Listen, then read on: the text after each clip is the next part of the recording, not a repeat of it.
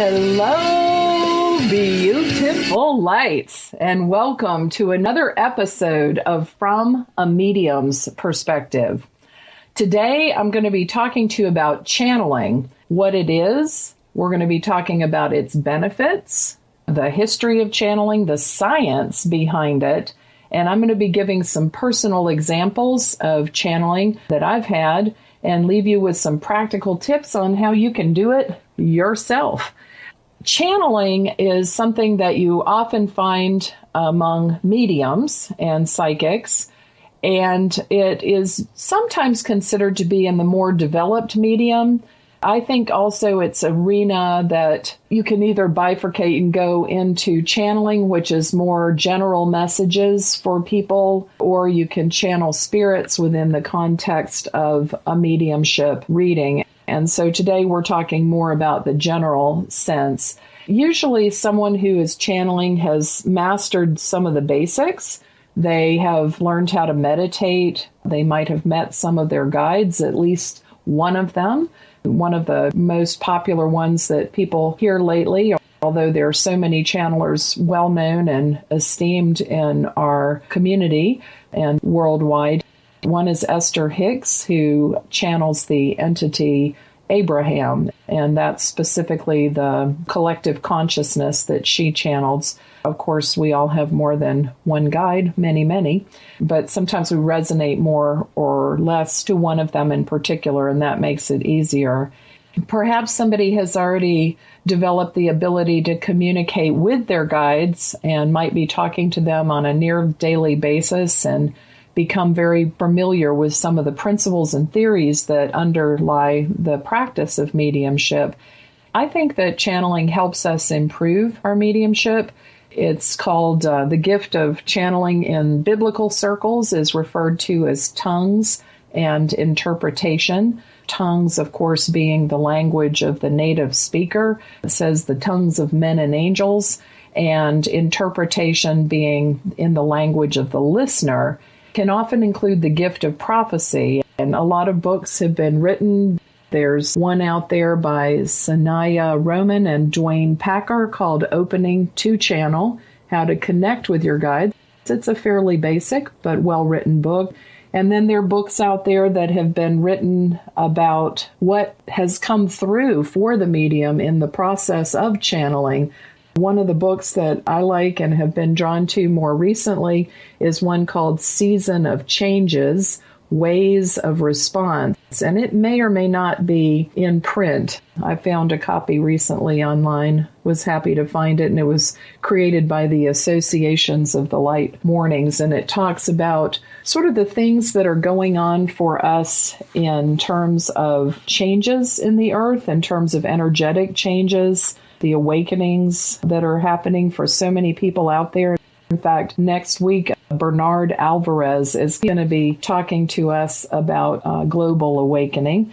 So channeling can deal with the changes and prophecy about nature and time, transformations that are happening with people, encouraging us to live with nature a little more in a connected manner, maybe building communities that cooperate together, and restructuring our assumptions and learning to use the basic tools of life, growing into a state of wholeness for all of us. I really liked a quote by Jason Nelson, and it said, "Channeling is a natural way to be in alignment with our soul's purpose on earth. It's how we can connect and get to know spirit." And he uses the term spirit as a word encompassing all spiritual assistance that we have and the spirit realm in general. He enumerates the following, including God, Source, Jesus, Buddha, spirit guides, deceased loved ones, friends, family, spirits, and soulmates. So it's kind of an interesting process to find out that we are a multidimensional being and that we can function in that dimension at our will, should we put our focus to it. Energy follows focus. I was curious also reading online a little bit in preparation for the show and ran across a site called talkingtospirit.com/howtochannel. And they listed the benefits of channeling. And I thought that was an excellent way to look at things. You know, a lot of people are nervous about channeling. They think, oh, well, what's the difference between channeling a spirit and being possessed, and possession being a hostile takeover? And the difference is that channeler allows a positive energy to speak or flow through their energy portal. Possession is a hostile takeover of our energies in an attempt to control our will. Of course, we all have the right of protection. We have the right of occupation, and that's something that we can master in our lifetime to keep our energies separate from those that would have harmful intent, and also separate from those that we channel. Just because you allow someone to speak through you doesn't mean that you can't think or behave according to your own judgment. It would be similar maybe to allowing yourself to flow. If you are a really super good interpreter, you would be translating as people are speaking. Maybe one step deeper than that, allowing that person to speak directly through you. It is actually not a very scary thing at all, and a very natural thing. Everything speaks. If God can speak through a burning bush and a donkey, I think that God can speak, or spirit can speak through anyone and anything. To get back to what talkingtospirit.com said about the benefits of channeling, the first is you'll never be lonely again in your lifetime. And you know, that's because we aren't alone. We are with someone at all times. There are people that have been placed around us, and I like to differentiate between spirits, which would be our ancestors or the spirits of people that we walk with in our soul group, or come from previous generations or other places to talk with and walk with us. And guides, which are a much higher ranking in the sense that they're more highly trained. They have the advantage of seeing life from the other side and have great experience at functioning both in the spirit realm and the material realm. And then we have our angels, and our angels are there basically to exact and create the benefit of what our will has determined at an etheric level, our high will. We don't really have to interact with them as much as we wish. There are some that are great to work with if you're an energy healer, and it's nice to know that they're around for protection, etc. But we also have guides. And so angels are more maybe independent in that sense, because they already have been assigned their duty and are taking care of their business efficiently and well. And then there are guides, which are fully capable, but they sort of await our will and assist us in creating in the material world. Anyway, back to the benefits. So you'll never be lonely again in your lifetime. You will never get away with anything again. No slipshod work ever again. Nothing underhanded ever again. No more gossip. You will be known as Miss or Mr. Goody Two-Shoes. That's because when you have it as your purpose to find out truth and to speak truth and to allow truth to flow through you, no two opposite vibrations can coexist at the same time.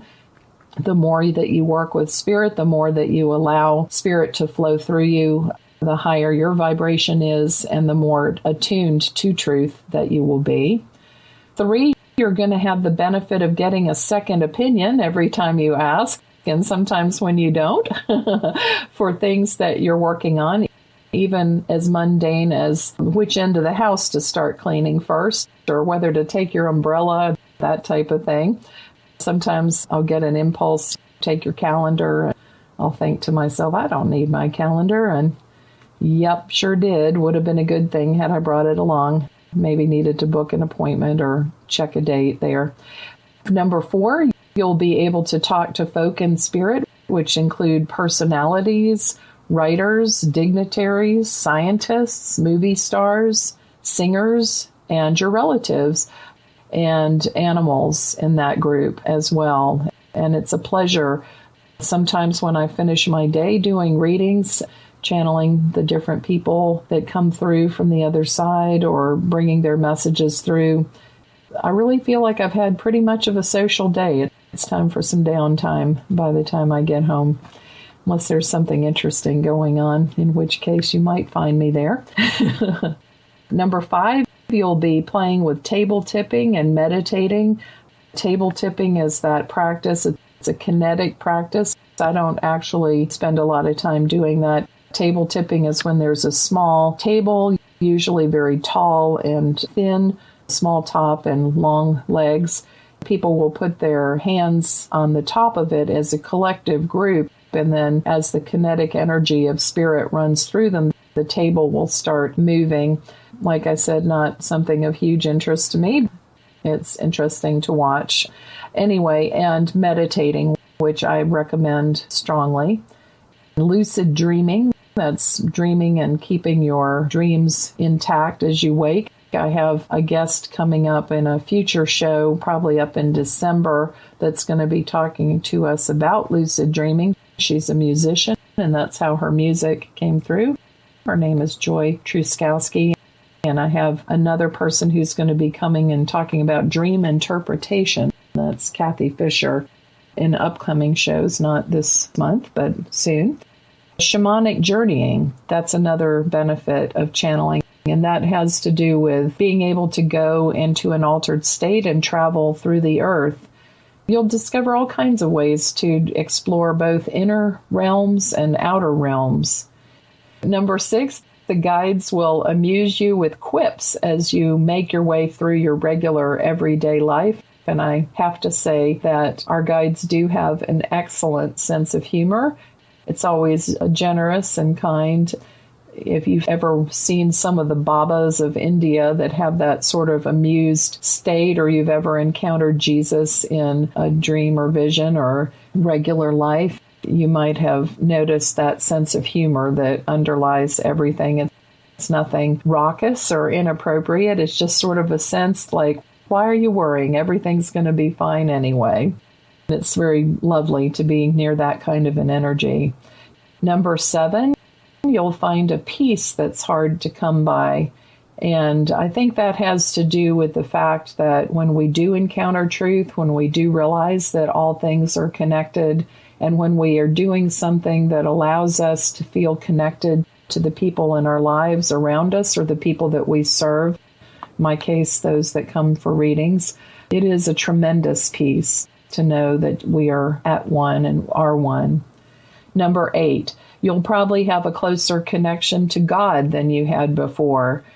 There are many interpretations of what God is: an energy, pure love, the source, the Great Spirit.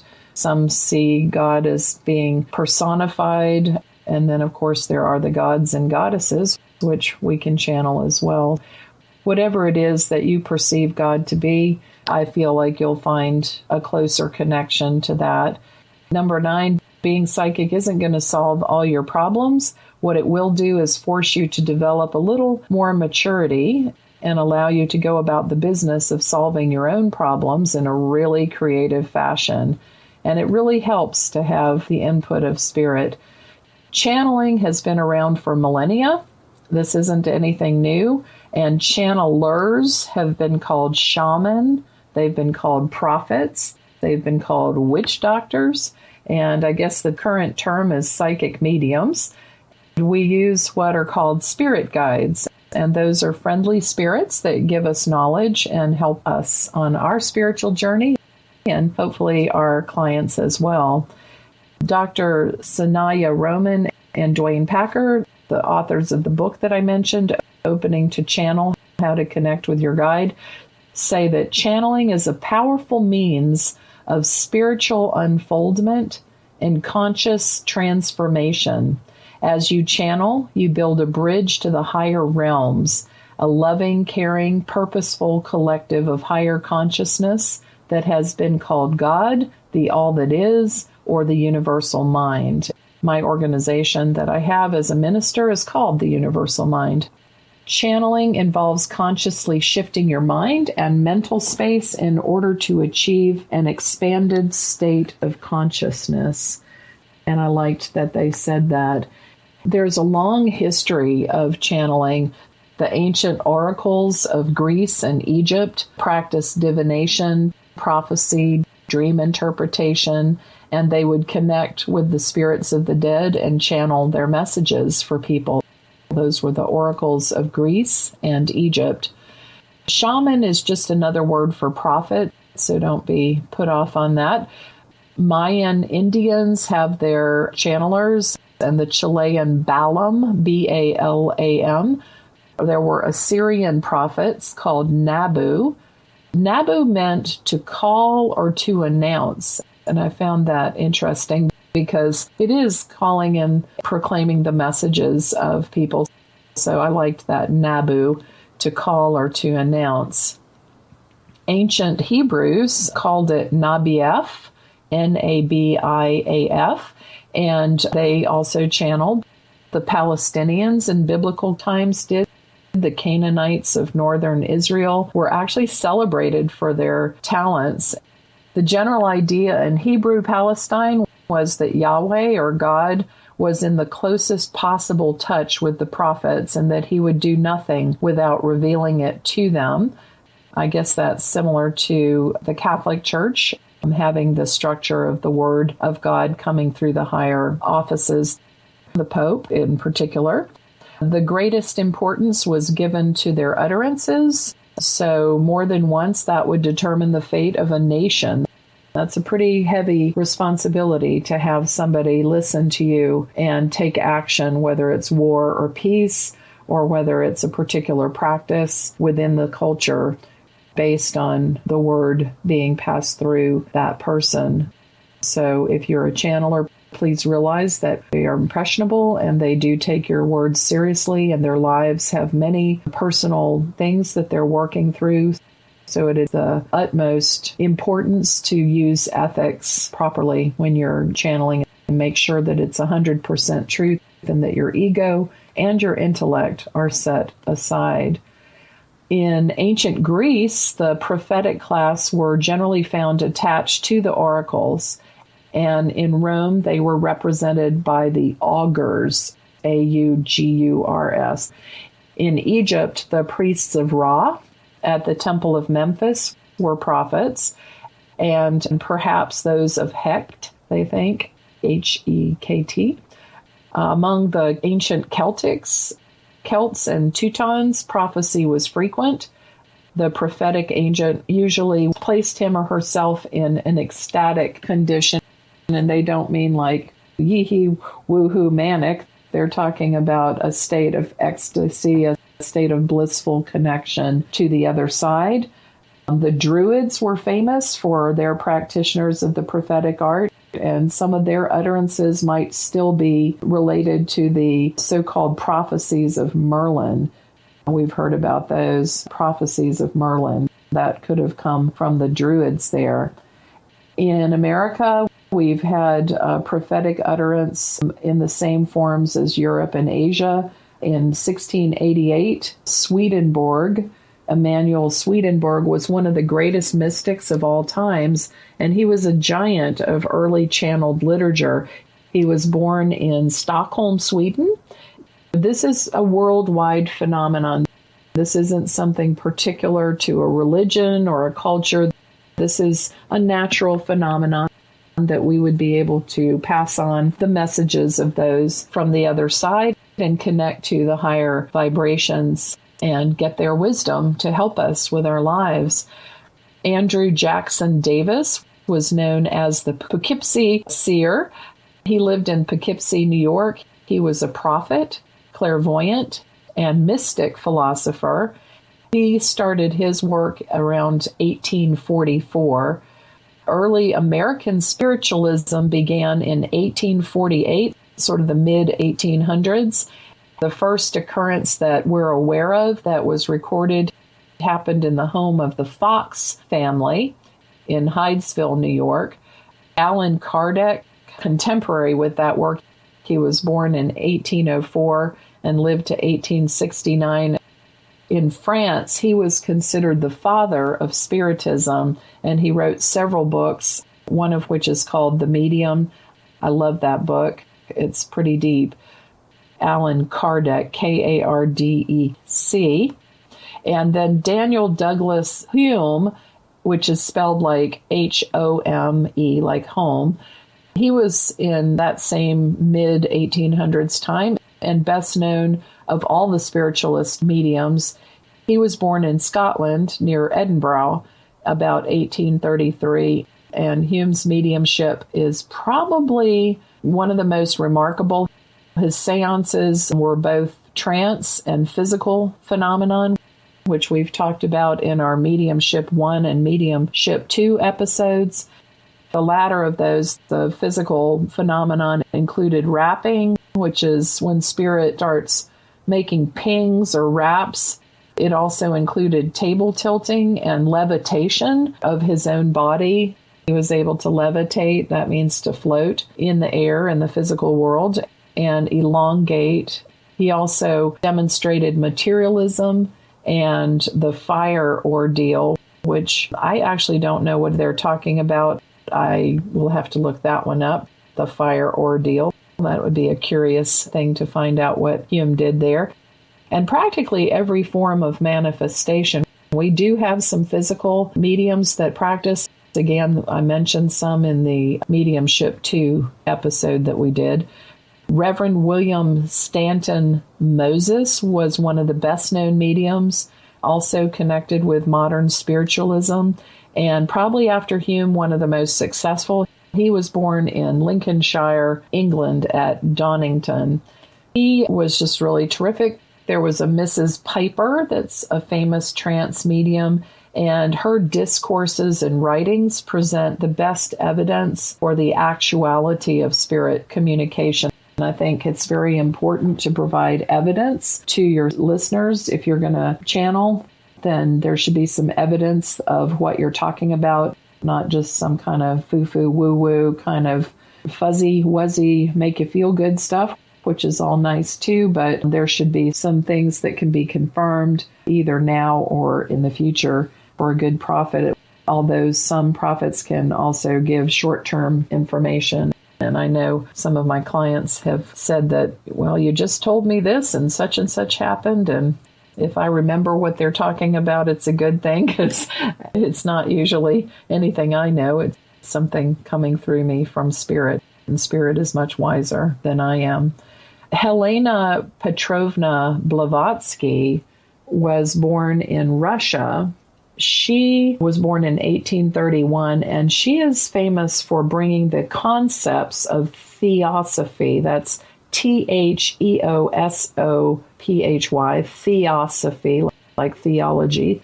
She combined the idea of Buddhist legends about Tibetan sages and Spiritism, and she's said to have had direct astral communication with 2 Tibetan Mahatmas.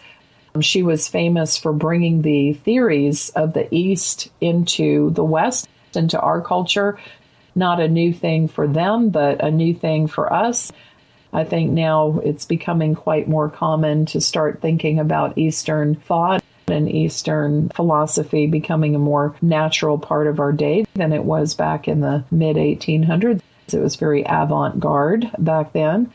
I mentioned some modern-day channelers. Esther Hicks of the collective consciousness called Abraham. And there's an excellent site at abrahamhicks.com that will send you a cool daily word there. And Mike Dooley of tut.com. They're excellent sources of inspired writings and quotes for the day. And I think on tut.com, you can find a vision board. In terms of the science of channeling, there are very few studies that have been done recently. They did some studies about physical mediumship at the turn of the century, and by that I mean the late 1800s into 1900s, and proved the existence of spirit. I think the most amazing one was that they weighed a spirit that was brought through a medium, and it weighed 50 pounds, and the medium lost 30 pounds in the process. But channeling doesn't have to be physical. I personally don't go into a particularly deep state. I've learned to hit a light altered state and let her roll. But there is some science that is behind it. And there was a study done in Brazil that was done recently. And I found this on, and this is a long extension, but I like to give credit where credit is due. It was news.discovery.com/human/psychology/spirituality-brain-function-mediums. You can find the whole article there on the science of channeling there. Basically, they did some sessions of psychography. And psychography is when you allow spirit to inspire you while you're writing. Some people call it inspirational writing. If you let it go completely, where you're not even looking at what you're writing, it can be called automatic writing. It's the way that spirit can connect through you to bring their messages through a written form. The biblical one would be writing on the wall. The finger wrote on the wall, and there was no hand there to show it. That's just one example. And I don't have the quote. You'll have to Google Bible finger wall, and you'll find which book that came out of, chapter and verse. But anyway, they had some sessions where they had experienced mediums in Brazil allow themselves to become receptive to the spirits of people that had passed. And then they would write automatically or channel the voices of those that they believed to be speaking to them. And I always love these articles. They're always like covering their CYA so that they have to make it sort of like, well, they believed that they were speaking to them, as if it isn't a real phenomenon, but that just tickles me. As these mediums communicated with the dead, the new study found that parts of their brain that were involved in language and purposeful activity shut down, and along with patterns of increased and decreased activity in other areas of their brain. And so they wanted to know, how does the human brain experience spirituality? And Newberg and his colleagues studied a range of practices, including yoga, meditation, prayer, speaking in tongues. Well, this time he was turning to the people that practice psychography. That's just one of the ways that spirit speaks through people as they connect with other spirits. So they took 10 Brazilian psychographers for their study, not a massive number, but still interesting and somewhat significant. Probably statistically, someone would argue that's not enough, but how many people are out there doing it? 5 of them were experts, and they had been practicing at least 37 years, an average of 37 years, and had conducted on average 15 sessions per month, which may not be too impressive, but is definitely consistent. The other 5 were novice mediums, and they practiced far less time overall and had practiced with less frequency. And they found that they were all well-adjusted and mentally healthy. I guess they did some kind of psychological exam before they got them into their study. Compared to the times that they were simply writing about their own thoughts, sessions of psychography, which is the sort of automatic writing or inspired writing, induced a number of brain changes in experienced mediums. The researchers found out that activity was decreased in 6 areas, and they give those areas, they don't mean a lot to me, the left hippocampus, the left anterior cingulate, and the right superior temporal gyrus. And the parts that shut down while the spirits moved their hands were areas normally involved in active writing and concentrating and processing language. And I found that very interesting because you would expect those areas maybe to have been enhanced, but they weren't.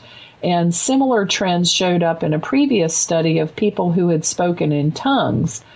Both groups shared the common belief that spirits were moving through them to be heard, but the novices, on the other hand, showed the opposite pattern, with increased activity in the same parts of the brain that had shut down in the advanced practitioners. meaning that their brains became more active in the parts that we try to control, and the brains of an experienced medium became less active as they allowed spirit to move through them. So that was kind of interesting. Newberg was quoted saying, "You would expect this to mean that language areas were more active because they were making more detailed writings, because the language was actually more complex when they were channeling than they would when they would normally speak." But he said, in fact, it was just the opposite. The less active the brain was, the more expert the person was, the more complex that the writing was. So I found that a very interesting study. Well, what I wanted to do is share some stories about when I channeled. So the first time that I channeled, I was in a Pentecostal church. I was in my 20s, and at that time, again, it was called Tongues and Interpretation. It was a pretty good-sized church. It was Odessa, Texas. Pastor J.T. Pugh was our pastor. I loved him. It was a big church. I think we had 150, 200 people that came to pretty much every service. Lovely, large sanctuary. There was a service in particular. This was back in the 1980s. Yes, I'm dating myself. They had a woman who spoke in tongues, and it was just really something that just went through you, because you could feel how important that message was and how beautiful the language was. Everybody was really quiet. And I was kind of new to the church, but I started to feel this really big pressure in my chest. And I felt like if I didn't speak, my heart would probably explode, because I knew what they had said, or at least the beginning of what they had said. And I was so scared. But the pressure inside me built up. The arteries on the side of my neck, I felt like they were just pumped with blood, and I could feel my heartbeat through my whole body. And I finally just said, okay, I'm going to say it. So I gave the interpretation of the tongues. You know, being young, being in my 20s, not used to speaking in front of groups, not knowing really what was going on, I gave a message. And it was about oneness. It was about how together we become more than we are individually. I don't actually remember the whole thing, but I remember it dealt a lot with us as a community, not just as the church, but in terms of people coming together. And I remember it was a beautiful message and one of encouragement. And when I finished, it was such a relief to be done. One of the executive people in the church said, "I got a witness," which was their way of saying I've confirmed what I said. That was my first experience with public channeling. I had a personal experience, and this is one of my protective guides. I had gone through a psychic attack and had used that affirmation that I share on occasion. I, Tracey, ask the ministering angels of higher intelligence and the teachers of my inner band to unite with me in the building and strengthening of my protective aura, so very, very strong that only the vibrations of truth, light, love, peace, knowledge, wisdom, healing, and understanding be permitted to touch, influence, or use me in any manner. And I thank you. And I had been also using an I am affirmation that someone had given me. It went like, I see and I visualize protection around me, and I know that I am protected throughout this day or night. As I did say that, and started to feel more and more secure as my energy sorted itself from the energies that were negative around me at the time, I noticed that there was a dragon standing behind me. I didn't really have a positive association in my mind between a dragon and good things. So I was a little nervous because he had really big green wings, like scaly green wings. His body was like a serpent, like no arms and legs. It took me 2 or 3 days just to get the courage up to actually check him out clairvoyantly. And once I kind of accepted, oh, he's my new protector, it became a lot easier to see him in his entirety. It's funny because my students often will see the color green behind me, and I'm like, yeah, that's Ardvon, which is his name, Ardvon. But one day I decided to allow him to speak through me. This was just in a personal meditation. He told me that he was Pleiadian and that he was 4,000 years old, and he was there to guard, protect, and enlighten me. So I'm going to give it to you the way I got it. He said, I am here to guard, protect, and enlighten you in your quest to heal those that walk upon the earth. I am with you for the rest of your journey. So be it. Amen. I work for the Most High God, the one who is known by all, the I Am Creator in action and light. I come to you from another dimension known as Argatron. Some would call me an alien, but I am an ascended soul like you. Your memory has been taken so that you can work unimpeded. Odd, I know, but vital for function in the material plane. I keep watch over you for protection against the dark ones that would come to steal your light and soul and take your essence. Fear nothing. Go forward in light, ahemigos, love and light. I am that green one, tall, winged, swift to respond. There is none that can pass me. My watchful eye is ever o'er you. Go forward in peace and know that you are safe. Well, as you can tell, that was a very profound experience for me. I wanted to quickly let you know some things that you can do to develop your channeling. And the first thing is to sort of give you heads up that it might surprise you who speaks up first. Even if you know your guides and you think, oh, I always work with such and such or so and so. But whoever shows up is the one that's bringing the message forward. And of course, we know the vibrational differences between spirits, guides, angels, star people. You can channel any of these elementals, totems, gods and goddesses, ascended masters, protectors, joy guides, gatekeepers, healers, chemists, teachers, philosophers, master teachers. All of them have an individual recognition. And the first thing to do would be to try that practice of psychography, to write what you feel, and just sit down, get quiet, and let that flow. And just write whatever it is that comes to you and let that go through. And you'll be surprised what comes through. It's really delightful. And you can ask for guidance on a particular topic, or you can just listen and see what kind of message comes through. Then after that, it's always fun to do something with friends. You could sit around and everybody meditate and just speak. See the messages of comfort and counsel that come through you. And of course, you would ask for only those vibrations of truth and light to speak through you. Well, I've enjoyed the show, and I hope that you have too. In the next episode, Bernard Alvarez, esteemed talk show host and author and spiritual teacher, is going to be sharing about global awakening. He'll be sharing some tales from the other side and giving some things to develop your abilities. So I want to thank you for joining us. If you need to reach me, you can find me on my website at mediumtracylockwood.com. That's Tracy with an EY. That's mediumtracylockwood.com. Or you can friend me on Facebook. I love friends.